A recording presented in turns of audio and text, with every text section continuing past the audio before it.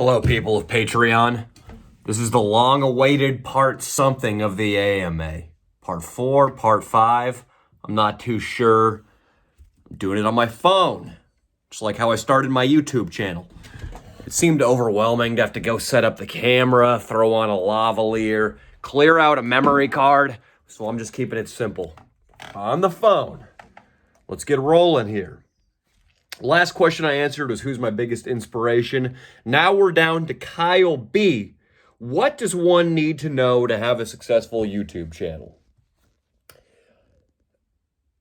What you do with or on a YouTube channel isn't as important as your motivation for starting a YouTube channel. If you watch some of my videos, think they're kind of funny, and think it'd be cool to start something similar with your friends, that's not a strong enough motivation to start a YouTube channel. YouTube means putting in hours like you work at a law firm for zero pay for the first couple of years and maybe zero pay forever. There's no guarantee. I got lucky and I actually make a living now thanks to you guys.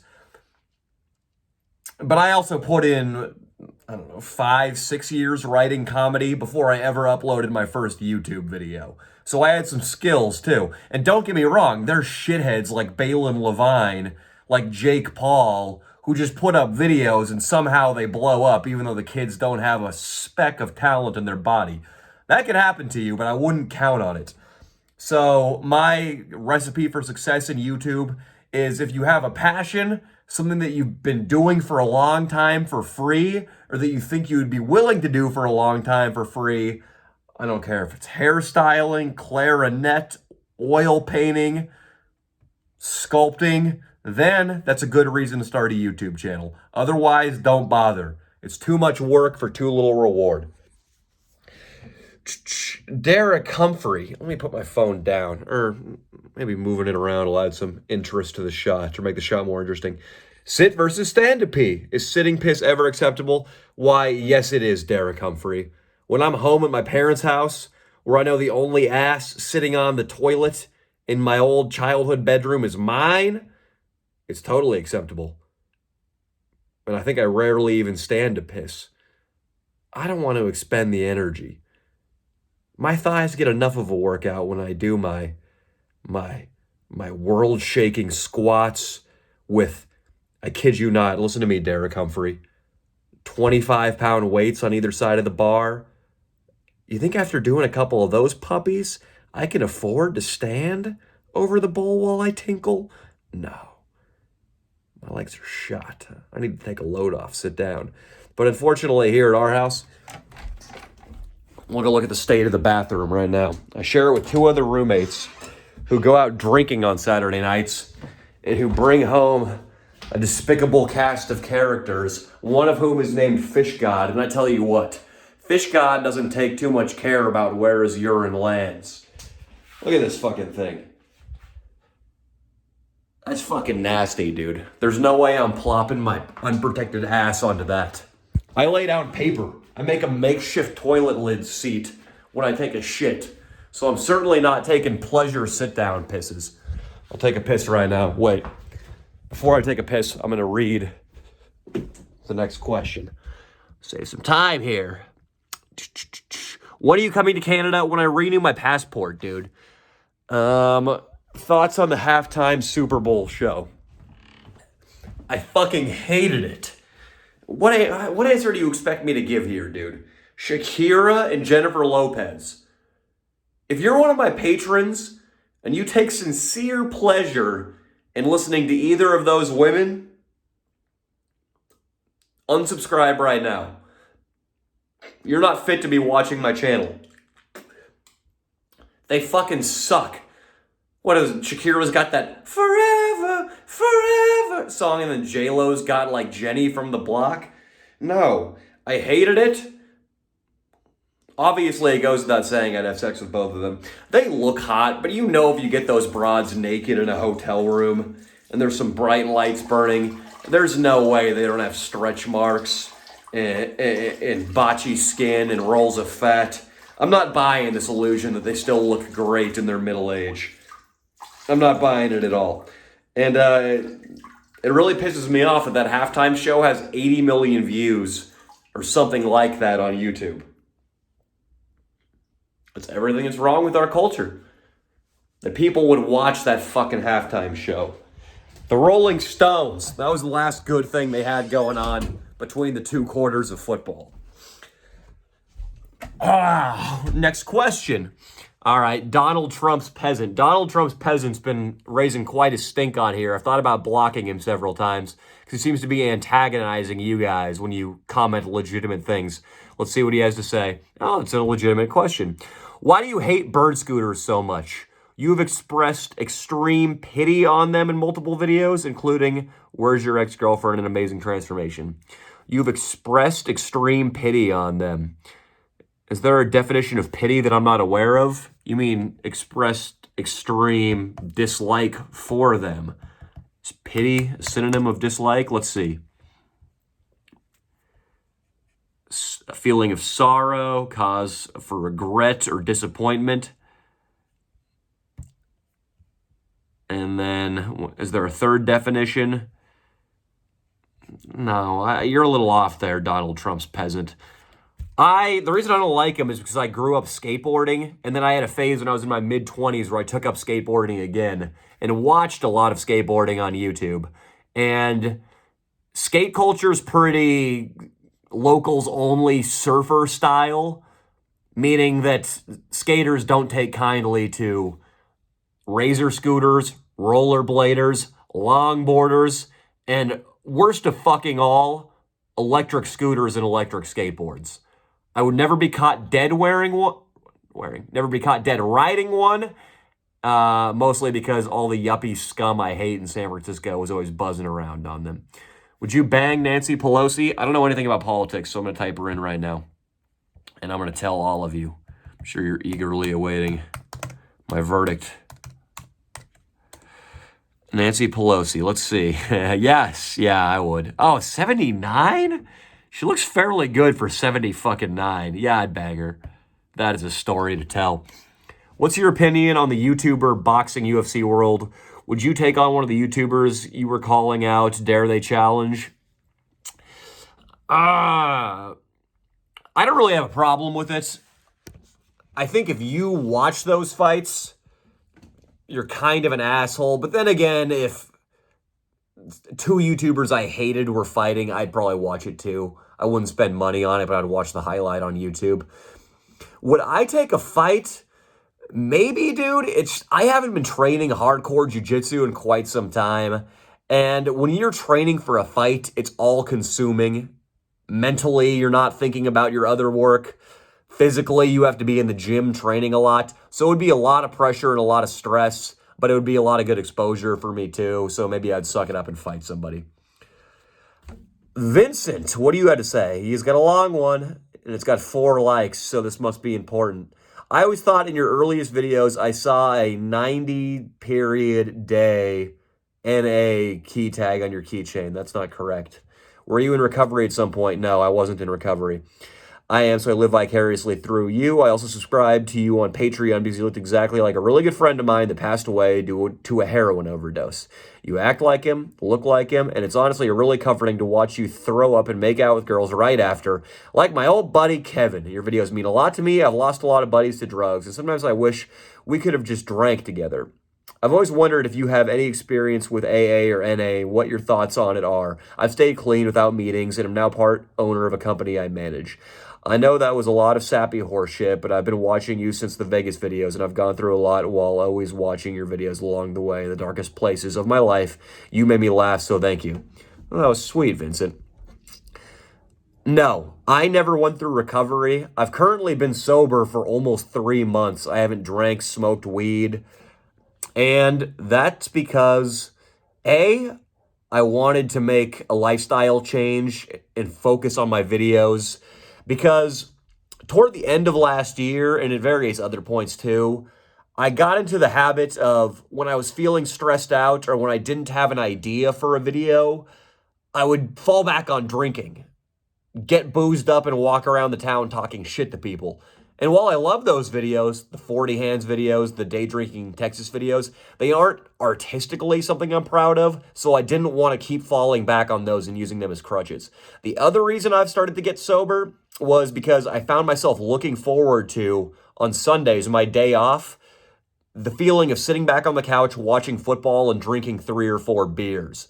And I realized that if I'm so looking forward to trying to drown out pain with those 3 or 4 beers, or I'm so looking forward to that buzz and that altered state of consciousness, what is that saying about the other 6 days of the week? It's saying that they're too stressful and unenjoyable, and that I probably need to, instead of seeking chemical comfort, I need to adjust how I'm living the majority of the week to make it so I don't need to drink or escape my state of consciousness. So getting rid of alcohol has made me start taking a week off here and there. I don't know. It hasn't really changed much else. I'm still a fucking workaholic asshole. But either way, whatever the motivation was, the results have spoken for themselves in my mind. The videos I've put out since January have been the ones I'm proudest of, specifically the jiu-jitsu, the blackface iPhone, and the Apocalypse Now videos. I think are really, really great. And I've got a couple more I'm writing right now that I think are going to match those. And also, one of the things that motivated me to get sober was I almost got in a fight when I was up in San Francisco in December hanging out with some friends. I almost got in a fight 2 back-to-back nights. And as a semi-public figure now, I can't afford to be filmed decking somebody in the face because I have a lot to lose, or I'm going to have a lot to lose at some point. Or even if I'm just hammered and I hook up with some chick and I'm a dick, or I say something mean and I don't remember what happened, it's not good if that gets tweeted about. I'd rather be in control, level-headed, and you just feel like a fucking badass when you get some momentum going sober. When you wake up at 6 a.m., even on the weekends, fucking reward yourself for hard work with a Perrier sparkling water and a good workout. I just feel better. But I wrote down my goals, which are right here, that I'm going to stay sober until March 30th. And then I will allow myself a drink if I want one. But I probably will get drunk once and then just go back to being sober for like another 3-month block. But yeah, never been in AA, Vincent. I think it's great. I grew up listening to Loveline with Adam Carolla and Dr. Drew. I think if you need to get sober, you absolutely should, and there's no shame in it. But I don't regret my decade and a half of being a drunk asshole because it gave me a lot of material for comedy. Have you ever dealt with shyness and social anxiety? I don't get how you can just not care in front of people. I get anxious even when I'm being polite. Any tips? Yeah, Mason, it's sort of an illusion for me because I'm very shy or very polite when I'm in public in my everyday life. Most of the time, the only conversations I have with people are just, oh, thank you. I appreciate you. Can I get a water with this? Can I get a tall black coffee? Oh, thank you so much. You have a good day. I'm not the same guy I am in my videos off camera. And the way I overcome my shyness and social anxieties, I realize a camera is on me and I get over it. I just fucking do what I don't want to do, which is be loud and obnoxious in front of a lot of people. So you can use the same strategy, dude. If you see a girl that you're afraid to talk to, if there's somebody that you want to network with, realize that you don't want to do it, and that's probably a reason that you should go do it, because you're afraid of botching that interaction. You being afraid of botching that interaction probably means it would be valuable for you to go initiate that interaction. So just realize you're being a bitch and go do it. The worst that happens is you stumble over your words and you fuck up, but then that's a learning experience for next time.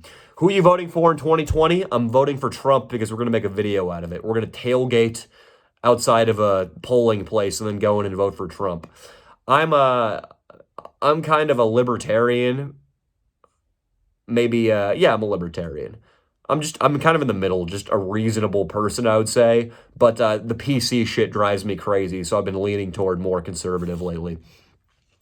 What is some financial advice you'd give to a 21-year-old living paycheck to paycheck? It's tough, William. I was just talking to my dad about that. There's a book by a guy named Ramit Sethi called I Will Teach You to Be Rich, and I read that when I was your age, and it's hard to apply any of that shit when you are living paycheck to paycheck. And my advice is to either get a better job, start a business, because you can't really get rich when you're living paycheck to paycheck. It's hard to save. I just got out of credit card debt like a fucking week ago. Um, my advice to you, dude, it's really, the little things like don't buy the $4 Frappuccino at Starbucks, or cut back on buying craft beers and instead only buy Coors Light. Like little shit like that doesn't matter when you're opening envelopes and seeing $231.84 on the dotted line. You're just not making enough money to even save anything.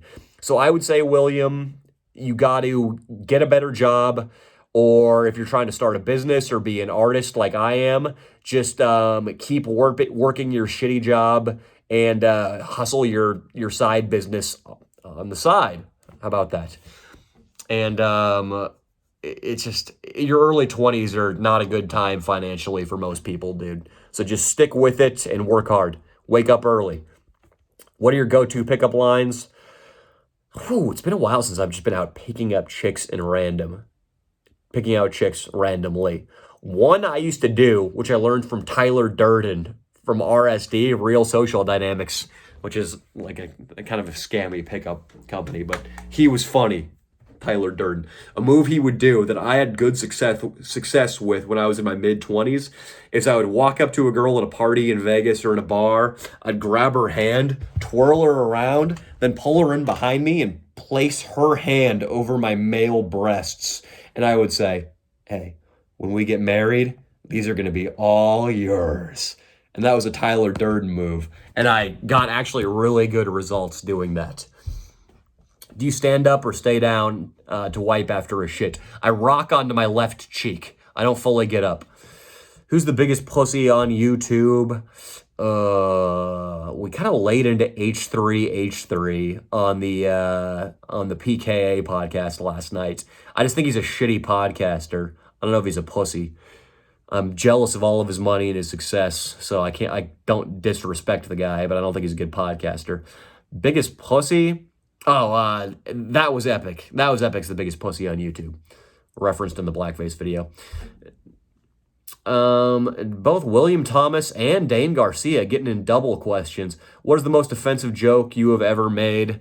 Dude, probably the blackface iPhone video has one of the edgiest bits I've ever done. Fuck one, kill one, marry one. Whoopi Goldberg, Amy Schumer, Ellen DeGeneres. Ooh, fucking. Okay, Whoopi Goldberg. I think Whoopi Goldberg's the oldest, so I might marry her, so she'll be dead the soonest, and I can get half her money. So that's my marry. Kill. I've heard pretty awful things about Ellen DeGeneres, and I don't know any of the specifics. I just know a lot of people in showbiz hate her, and I think it's funny that her, Miss PC, Mrs. Darling of the Left, Mrs. Lesbian, was hanging out with George W. Bush, who has the blood of 600,000 people on his hands. I thought that was pretty amusing. So I'll kill Ellen and I'll fuck Amy Schumer, and then I'll marry Whoopi so she dies quick. Oh, Drew Vernon getting in a double question too. Rank the entire crew in order based on who you'd like a double team a girl with. You fucking bastard. These double questions. I'm not going to answer Drew Vernon's triple question, which I see down here lower. And Dane Garcia got another question. What the fuck? All right. Well, we're getting to the end of the Q&A, so I guess I'll do it all. The guy I'd least like to double team a girl with is probably Leo, because he's allegedly got a fat cock, and I don't want to see that and feel insecure. Iggy's got one too, but he's short, so I feel better about myself. So I'll put Leo at the end. I'll put Iggy next to last. I'll put Fan Jerry in the middle, because I don't think he'd be able to get hard. He's on too many substances and medications. Then it comes down to Rat Dick Ralph and Nico. Ooh, both would be pretty hilarious. Rat Dick Ralph on a lot of acid would be great, but just the nervous expression and the nervous tone in Nico's voice when he ordered the girl around, like, yeah, do you mind sucking my dick for a second? Oh, yeah. You like it when Danny fucks your pussy? I think I would laugh the hardest while Nico was doing that stuff. So I'm going to put Nico at number 1 and Rat Dick at 2. Where do you expect to be 10 years from now in terms of fame, money, etc.? Well, I have written on my goal sheet that in 5 years, I want to have $5 million in my bank account. So in 10 years, we'll say $10 million in my bank account. And in terms of fame, I don't know. Fame is a weird thing. I don't really enjoy fame that much. The reason I enjoy fame is because if people are coming up to me in public and shaking my hand and taking pictures of me, which happens a great deal now, not a great deal, but it happens pretty commonly. I was at an ostrich farm with my girlfriend last weekend, and a dude in his late 30s with a family came up and took a picture with me. I was at a Coffee Bean yesterday, and another guy in his 40s or 50s came up and shook my hand and said, "Are you Danny Mullen?" So I know when that shit's happening, it means good things for my level of influence and my ability to earn a living, which makes me want fame, even though the actual nuts and bolts of fame, like taking pictures with people and getting complimented in public, makes me feel like a little bit of a fraud. It's a weird imposter syndrome. So it's not that I get off of, but I know that at some point I need to make enough money to retire off of in order to be freed up to do exactly the kind of comedy I want to do, which will probably be a YouTube-based podcast with a vlog series and then stand-up too. I would like to have the money to just do whatever the fuck I want comedically and not worry about getting canceled or deleted off YouTube or Patreon. So for that to happen, I need to have a substantial amount of fame. I guess in 10 years, I hope to be a big, influential figure on the fringes of mainstream comedy culture. I don't ever want to be the guy who's got a sitcom or is in movies or is the darling of Netflix stand-up specials, because to do that, you have to be too squeaky clean, and I don't want to sell out and be squeaky clean. Somebody came in with another fuck, marry, kill. Ellen DeGeneres, the big gay dude who Fanjury made out with Michael Jackson. Okay, I'll humor you guys because there are just a few left. Well, Michael Jackson's dead, so this one doesn't really make a lot of sense. I guess I would marry Michael Jackson posthumously so I can inherit. I just saw that he made something like $800 million in 2016 alone. So that's a good guy to be married to and be getting royalties from, even while he's 6 feet underground. Or was he cremated? I don't know. And now that means fuck or kill the big gay dude. I guess I'm going to fuck Ellen DeGeneres because she's a woman, even though she's gay too. And nothing homophobic here, but I don't want to have sex with a man. I'd rather have sex with a man than a corpse. But again, Michael Jackson's got more of this. So I'm sorry, big gay dude, but you have to die. Nothing homophobic. That was just how the what's the expression there? That was how the chips fell, the cards landed. I'm drawing a huge blank right now. The cookie crumbles. That's how the cookie crumbles. That's the expression I was looking for. What do you think about the amazing fan account on Insta known as Inlanese Dick? I think it's pretty sweet. And I'm trying to spend less time on Instagram because it distracts me, but that would be fucking... I want to just share all of that guy's posts because they're great, and you guys should follow him if you don't follow him already. When do you think Fanjerry will release merch? Holy shit, that is the $1 million question. Aren't we all wondering? He texted me about it recently, and I think he's got plans to do it. Maybe, I'll say 3 months, because I assume Fanjerry isn't going to be able to get his shit together and do it any sooner.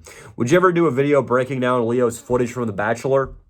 I watched some of Leo's Bachelor footage, and it is pretty fucking funny because he's an unrecognizable guy. He's playing a character. It's not him. He's playing Prince Charming from a Disney movie. Note, he says nothing controversial, makes no real jokes. So that's actually not a bad idea, Zachary, but I think CBS or NBC or whoever owns the rights to the show might crack down pretty hard with some copyright infringement. That'd be the only issue. Donald Trump's peasant is weighing in again. Have you ever been arrested? Yes, I've been arrested, Donald Trump's peasant, and I've told this story a lot, both on here and on podcasts.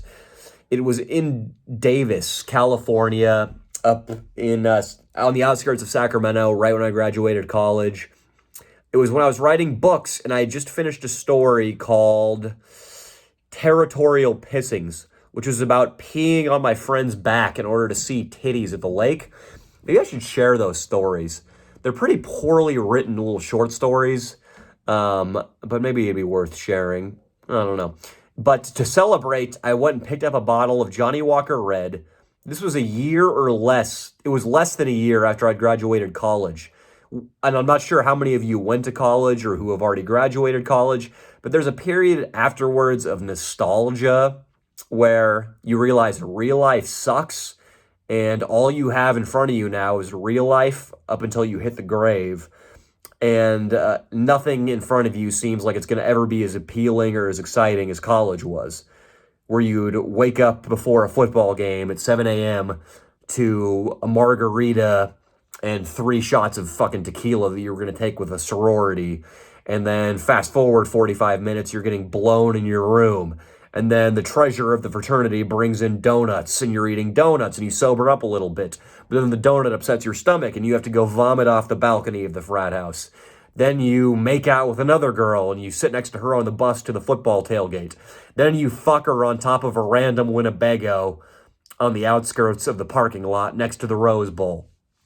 And then you watch a football game drunkenly. Then you come back to the frat house while the sun is setting, and you have sex with an entirely new woman on the frat house couch.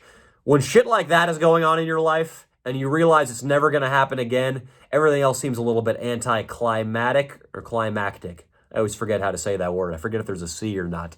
So I was in one of those post-college melancholy moods. I picked up the 5th of Johnny Walker Red, and I drove to Davis to visit my buddy Bennett. It was one of the filmers in the I Ruined My High School Graduation video. Went to go visit him, and we drank like I was still in college. And I overdid it, got way too shit-faced, and I tried to fight a bouncer in a bar. Was promptly thrown down, held down by 3 other bouncers while the cops came and cuffed me. And I had a battery on my record the next morning. They put me in solitary because I was causing a big hullabaloo inside the holding cell. My dad's a judge, and I kept trying to call him, and I think I was invoking his name a little bit. Hi, my dad's a fucking judge, you pieces of shit. Let me out right now. I'm sure everybody hated me. So they threw me in solitary, and I stayed there from about 10 p.m. at night until noon the next day. That's how high my BAC was. Dane Garcia with his 79th question. What does the Asian zombie t-shirt translate to? Another anticlimax. It just says 3-dimensional. The guy just thought that looked good, and it was a placeholder text. So, Nikolai Maccabi, he asked, oh no, he's saying he bought Fear and Loathing in Las Vegas. I think he also asked what goes into preparing videos. Basically, it depends, but for a big pillar project, like the Jiu-Jitsu, the Apocalypse Now, the iPhone video. It consists of a week or more of writing, so about 6 days of writing, 7 days, 8 days of writing in the mornings, 2 hours at least a day, and then buying costumes on Amazon, planning, hitting everybody up, making sure the people who are going to be in that video are available to be in that video, buying everything I need on Amazon, making a shooting schedule, so we can be where we need to be at that given time. I'm sorry, my fucking head is mush right now, guys. And then waking up really fucking early, 6 o'clock a.m. or earlier, getting out there and fucking filming until the sun sets. Long, hard days of filming, like it's my Super Bowl every time, every Saturday. And a little insight into the writing process. A lot of it is just figuring out how to combine a lot of information into a script that is not only funny, but is also shootable. It needs to be doable in 2 days. I don't want to film more than 2 days. Usually one is good, but sometimes you need two. Like this fairy tale video I have in the works right now, I had to condense the entire body of work of a guy named Hans Christian Andersen. I had to sift through all of his shit, find the fairy tales that were going to be relevant. I had to tie them to physical locations in LA or in Southern California and condense it all into a 2-day shoot that's actually going to make sense as it unfolds in a YouTube video without being too overly academic and, oh, I'm smart, I read. And not too just boneheaded, oh, dick and pussy, jokey. You got to balance all of that out in the period of writing. And that's all I can think to say on that right now. Some videos are quicker. You might notice that a couple of videos that have come out recently are totally improvised. The baseball video, the Rating San Diego State video. So I do those in order to use the weeks leading up to those shoots in order to write the higher brow or the more involved videos. All right, guys, I think that wraps up this Q&A. We fucking made it. For now, I'm going to get back onto the other series I was doing, the women I fornicated with, and we're going to pick back up on number 7, 8, 9, something like that. Looking forward to getting back into that series and posting some more extra content soon. That should be a new thing. I think I'm just going to always have 15 minutes of extra content for you guys after shoots. Have a good weekend.